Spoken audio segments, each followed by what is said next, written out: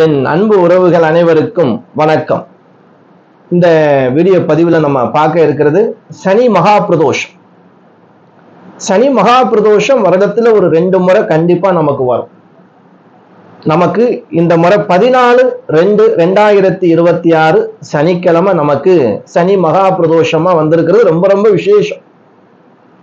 இந்த சனி மகா பிரதோஷத்துல 1.5 மணி நேரம் நமக்கு அதிசக்தி வாய்ந்த நேரம். பிரதோஷ காலம்தான். பிரதோஷமாக இருந்தாலும் இந்த சனி பிரதோஷத்துல விரதம் இருந்து வழிபடுவதால் நமக்கு கிடைக்கக்கூடிய பல நன்மைகள். சிவபெருமானால் முடியாத எந்த ஒரு காரியமும் இல்லை. சிவபெருமான் நெருப்பு தான். ஆனா அவர் பக்கத்துல நெருங்கிறது கொஞ்சம் கஷ்டம்தான். ஆனா அவர் பக்கத்துல நெருங்கிட்டோம், அவர் மனசுல இடம் பிடிச்சுட்டோம் அப்படின்னா சிவபெருமான் ஒருத்தர் போல் நமக்கு எல்லா காரியங்களும் நமக்கு வெற்றி தான்.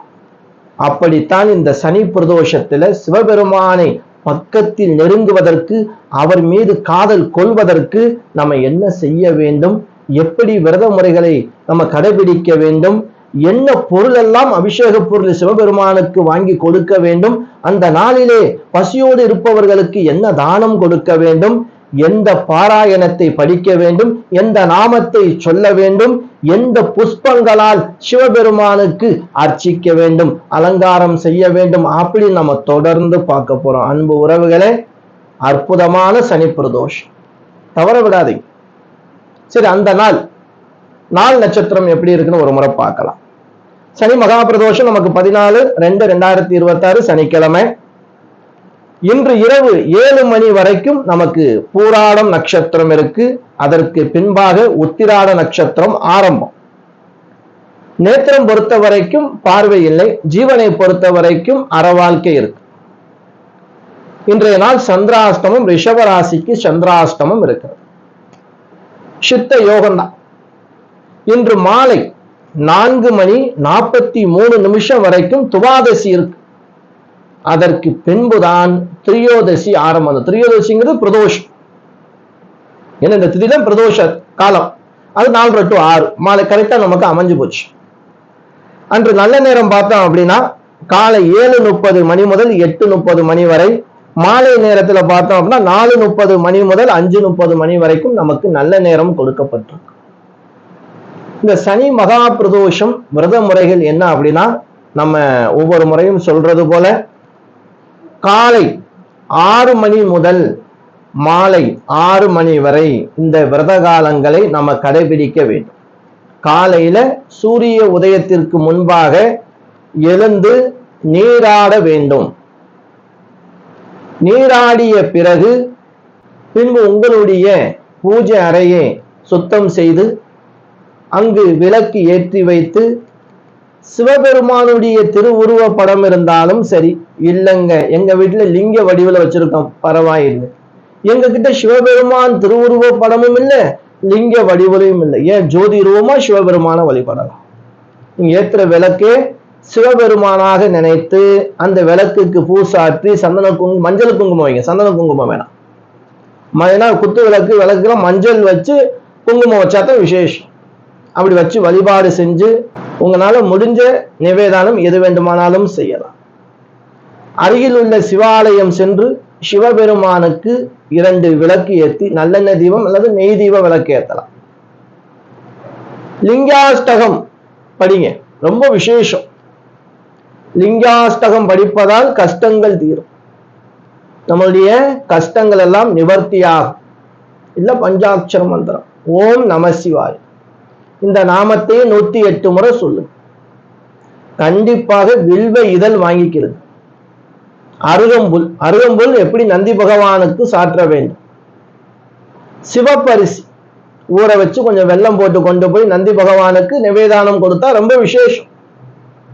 அப்ப இந்த மாலை நேரம் இருக்கு இல்லையா, 4 to 6 பிரதோஷ காலம். இப்போ ஒவ்வொரு ஊர்லயும் கொஞ்சம் சீக்கிரமா கூட அபிஷேகம் ஆரம்பிப்பான். அதனால உங்க ஊருக்கு அருகாமையில சிவாலயத்துல எந்த நேரத்துல அபிஷேகம் நடக்குதுன்னு முன்கூட்டியே நீங்க கேட்டு தெரிஞ்சு வச்சுக்கணும். அந்த நேரத்துக்கு முன்பாக பசும்பால் கிடைச்சா ரொம்ப ரொம்ப விசேஷம். இல்ல பசும்பாலால் செய்யப்பட்ட தயிர் ரொம்ப விசேஷம்.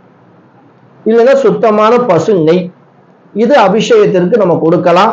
இதை கொடுப்பதால் ஆயுள் விருத்தி, நோய் தீரும், கடன் சுமை குறை, நமக்கு ஏதேனும் ஒரு வழியில வருமானம் கிடைக்கும், லட்சுமியுடைய கடாட்சம் கிடைப்பதற்கான அபிஷேகம் இது. வாசனையான திருநீர் விபூதி வாங்கி கொடுக்கலாம். அதே போல பார்த்தோம் அப்படின்னா பன்னீர் இளநீர் வாங்கி கொடுக்கலாம். கரும்பு சாறு ரொம்ப ரொம்ப விசேஷம், கரும்பு சாறு கிடைச்சது அப்படின்னா வாங்கி கொடுங்க. வெண்பொங்கல் நிவேதானம் ரொம்ப விசேஷம். அங்கேயே மடப்புள்ளியில செய்யற மாதிரி இருந்தா நீங்க அதுக்கான அமௌண்ட் கொடுத்தா அவங்களே செஞ்சிருவாங்க. இல்ல சில கோயில நம்ம செய்யறதா இங்க கொண்டு நிவேதானம் பண்ணலாம். அப்படி என்ன வழக்கம் இருக்கோ அந்த வழக்கத்தை ஃபாலோ பண்ணிக்கிறோம்.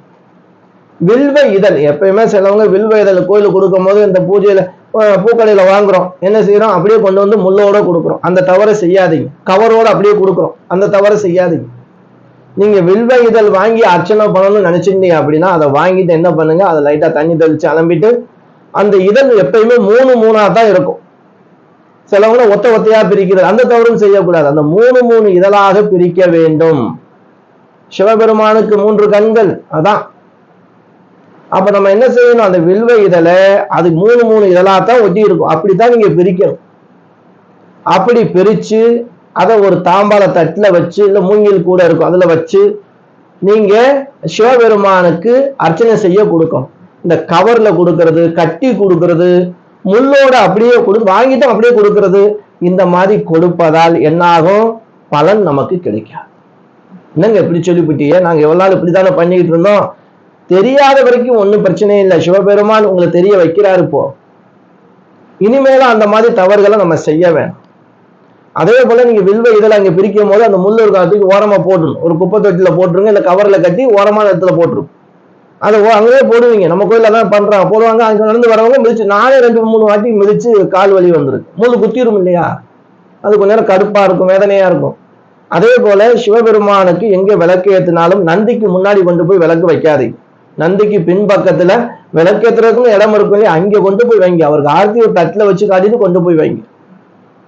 இப்படி சிவபெருமானை அபிஷேக பொருளாலும் இந்த வில்வ இதழாலும் சிவபெருமானுக்கு அர்ச்சனை செய்து வழிபட்டால் சகல விதமான நன்மைகள் கிடைக்கும்.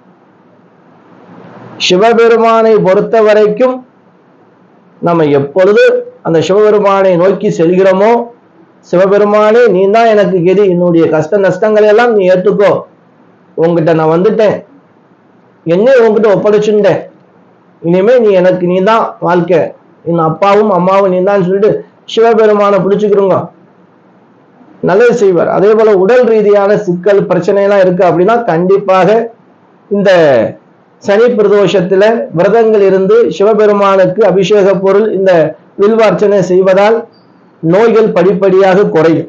நீங்க சாப்பிடக்கூடிய அந்த மருந்து மாத்திரையே உங்களுக்கு சிவபெருமான் அதுக்கு அதிக பலனை கொடுத்து உங்களுக்கு சரி செய்வார். அதனால உடனே எதையுமே மருத்துவரை போய் பார்க்காம இருந்தாலும், மருந்து மாத்திரை எடுத்துக்கொள்ளாம இருந்தாலும் என்ன செய்யும், சரியாகாது. சிவபெருமான் எந்த உருவத்துல வருவார், ஒண்ணு மருத்துவ உருவத்துல உங்களுக்கு சரி செய்வார், இல்ல அப்படின்னா அவங்க கொடுக்கக்கூடிய மருந்து மாத்திரைகள் மூலமாக சிவபெருமானுடைய ஆசையால் அது உங்களுக்கு வேலை செய்ய ஆரம்பிச்சிடும். ஒரு சொல்லிட்டாரு, இனிமே மருத்துவர்கிட்ட போக தேவையில்ல, எனக்கு பிரச்சனை இருக்கு, சிவபெருமானை மட்டும் பிடிச்சிட்டு உட்காந்துடலாம் அப்படின்னா அந்த தவறு செய்யாதீங்க. சிவபெருமானுங்கிறது நமக்கு மிகப்பெரிய பலத்தை கொடுக்கிறவர். நம்முடைய கர்மா, நம்ம கஷ்டம் அனுபவிக்கிறோம், நம்முடைய கர்மா, அந்த கர்மாவை போக்க சிவபெருமான் நம்ம கையில பிடிக்கிறோம், அவர் நாமத்தை சொல்றோம், அவர் நம்மளை பார்த்துப்பார். எப்படி அவர் நம்மளை பார்த்துப்பார், கவலையே பட தேவையில்லை, சிவன் இருக்க பயமே. அதே போல இந்த சனி பிரதோஷம் சனி பயிற்சி வர வரப்போறது மார்ச் மாசம் 6ஆம் தேதி. இந்த சிவபெருமான சனி பிரதோஷத்துல வழிபடுவதால் சனி பகவானுடைய தோஷங்கள் நிவர்த்தியாகும், சனி பகவானுடைய பிடிகள் நிவர்த்தியாகும். சனி பகவானால எந்த துன்பங்களும் கஷ்டங்களும் வராது, நன்மை மட்டுமே வரும். இப்படி இந்த அற்புதமான சனி பிரதோஷத்தை காலை 6 மணிலேருந்து மாலை 6 மணி வரைக்கும் விரதத்தை ஃபாலோ பண்ணுங்க. பால் பழம் எடுத்துக்கிறங்க. ரொம்ப பேரு கூட தண்ணீர் கூட இல்லாம விரதம் இருக்காங்க. உடலை பொறுத்து நீங்க எடுத்துக்கலாம். ஏற்கனவே சொல்றது போல கர்ப்பஸ்திரிகள், குழந்தைகளுக்கு பால் கொடுக்கக்கூடிய தாய்மார்கள், மருந்து மாத்திரை எடுத்துக்கக்கூடிய முதியவர்களுக்கு விரதம் கட்டுப்பாடு இல்லை. நீங்க என்ன மாதிரி சாப்பிடுங்க, நமச்சிவாய மந்திரத்தை மட்டும் சொல்லுங்க. என்னால முடியும், நான் இருக்கேன் அப்படின்னு ஆசைப்பட்டா நீங்க பால் பழம் எடுத்துக்கிறங்க. வேற உணவுகளை எதுவும் எடுத்துக்கொள்ள கூடாது. சிலர் தண்ணீர் மட்டும் குடிச்சிருப்பாங்க. இன்னும் நம்ம கோயிலுக்கு வராங்க 2-3 பேர், தண்ணீரோட குடிக்காம இருக்கக்கூடிய அந்த மனபலத்தோடு சிவபெருமானுக்கு இருக்கக்கூடியவங்களும் இருக்காங்க. உடல் சத்தை பொறுத்து இருக்கணும்.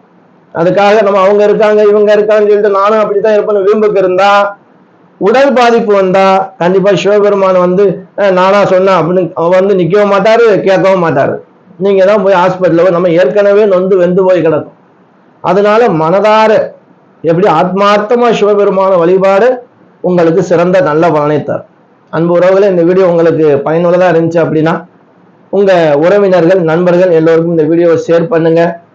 முடிஞ்ச வரைக்கும் அன்று பசியோடு இருப்பவர்களுக்கு அன்னதானம் கொடு. தயிர் சாதம் சாம்பார் சாதம் கொடுப்பது ரொம்ப ரொம்ப விசேஷம். அதே போல நம்ம வீடியோ புதுசா பார்க்கக்கூடிய அன்பு உறவுகள் சப்ஸ்கிரைப் பண்ணி வச்சுக்கிடுங்க. அன்பு உறவுகளே, அடுத்த ஒரு நல்ல வீடியோவில் சந்திக்கும் வரை நான் உங்கள் ஈஸ்வரன் சிதாராம ஜோதிடர். என் அனைத்து அன்பு உறவுகளுக்கும் வணக்கம்.